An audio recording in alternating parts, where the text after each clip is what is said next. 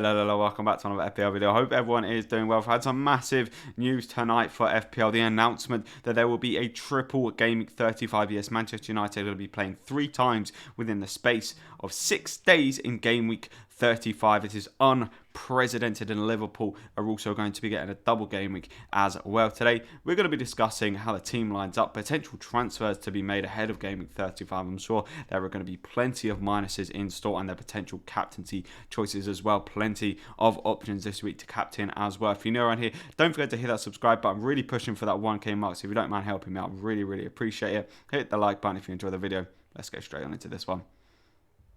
So first things first, a quick look back of Game Week 34 before we really dive in to the triple Game Week 35. The Game Week average last week was 39, coming in with 32 points. It was a pretty stinky week, to be honest with you. The overall points of 2,042, slipping my rank down to about 367. Okay, yeah, not ideal, but hopefully this triple game week can absolutely send me flying up those leaderboards. Martinez in net kicks us off, playing against Manchester United and Everton. He's definitely a player on the chopping block this week, and with the fact that Man United have a triple game week, as I think I might have mentioned, it means that we're more likely to be able to take, or more freely take, minuses because of that extra game, meaning that only really becomes a -2, or even just, squares you even. To Martinez definitely on the chopping block. Then we also have a Trent playing against Southampton and Manchester United. I can see that Liverpool Man United game being a pretty dull affair, to be honest with you.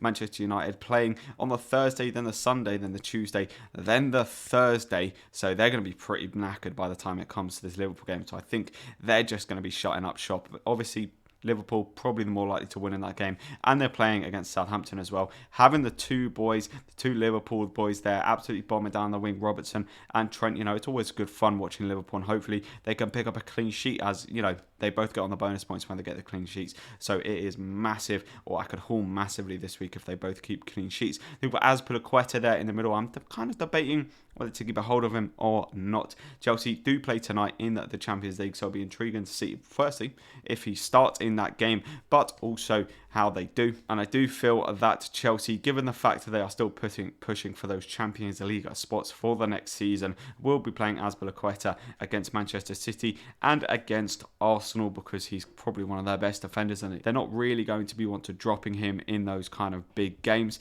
Then we move on into the midfield, and we have the first man there with a triple game week, Bruno Fernandes, playing against Villa, Leicester and Liverpool. The captaincy is currently on him. However, I'm not completely set on the captaincy on Bruno Fernandes, to be honest with you, considering the amount of fixtures they play in such a short period of time. I can see a rest being given to Bruno, even if it is just kind of like, he only plays one half, or it comes off at half time, or just, comes on at half time.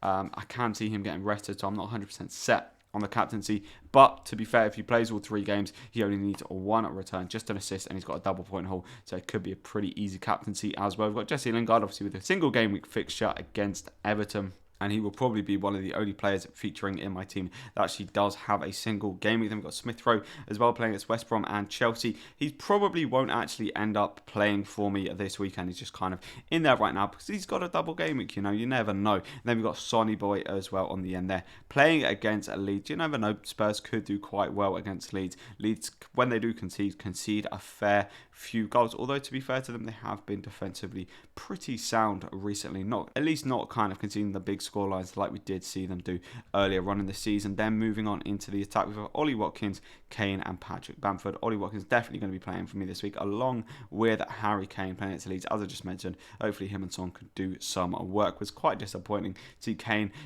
not do anything in a 4-0 victory against Sheffield United, but it does happen. And Watkins, I can actually see him potentially grabbing a goal against Everton, maybe against Manchester United if they're a little bit tired in that game. However, that is the kind of first of their fixtures for the triple game week, so I actually see them doing quite well in that game. And then Bamford playing against Spurs, I don't think I'll be playing him this week. And then we've got Creswell versus Everton, and then Neto against Brighton, and Dallas v Spurs on the bench. So I think the big question this week, what are the transfer plans? Well, I think the back line is basically going to stay the same. Apart from Martinez, I'm looking at Vicente Guaita from Crystal Palace. I think there's a really good time to kind of, use the triple game week, use the double game week as a means to kind of rotate out the goalkeeper, as I think Martinez and Villa have been quite poor of late, and I can see them conceding in both games. So I actually do only think that Guaita will need to kind of get 1 clean sheet even in the next kind of 3 or 4 game weeks to kind of make that transfer be worthwhile, and because I am lower down on rank at 367k,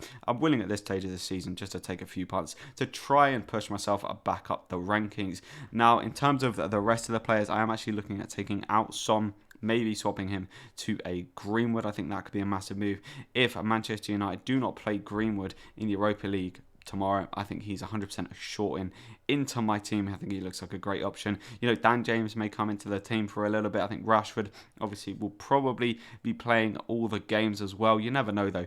It'll be very intriguing to see who actually does start tomorrow, and if he doesn't start Greenwood, 100% he is in my side. I think for Pedro Neto, I'm looking at bringing in Wilfried Zaha from Crystal Palace. They've got such good fixtures, and I just think for me, I'm actually going to be captaining Wilfried Zaha for this weekend, playing against Sheffield United and Southampton. I'm looking for a punt. I'm looking for a player who can really send me flying up the leaderboards. I think Wilfried Zaha could be that man. You know, Crystal Palace played very well earlier on in the season against Sheffield United, against Southampton. Not only did they keep clean sheets against both of those teams, but they did actually manage to score a few goals as well. So I think Zaha could be crucial to this game week for me. And then finally, a fourth transfer. So I am potentially looking at taking a -8 for this week. I'm just divulging all of the plans here, but you know, why not? Would be a move from Creswell to the likes of Maguire or Wan-Bissaka. I think Maguire or Wan-Bissaka for me for this triple game, just because I'd be very worried about Shaw getting rotated, getting injured, maybe, you know, getting benched or getting pulled off at half-time like we've seen him before,